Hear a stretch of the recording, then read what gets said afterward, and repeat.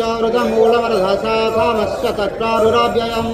छन्दांसि यस्य पर्णानि जस्तभेदि सवेदवित् अदुर्चादुपसुता तस्य शाखा गुणा प्रवृदा विषया प्रवाणा अधश्च मूलानि नुसन्ततानि कर्मानुबन्धीनि मनुष्यलोके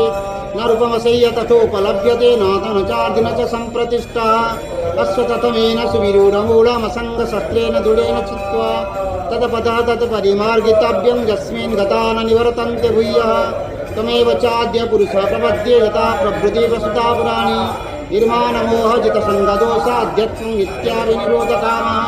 द्वन्द्वैर्विमुक्ते सुखदुःखसङ्गे गच्छन्त गूढापदमम्बयन्तत् न तत् भासयते सूर्य न शशाङ्क न पावक यत् गत्वा न निवर्तन्ते तद्धामं परमं मम त्वमेवांसि जीवलो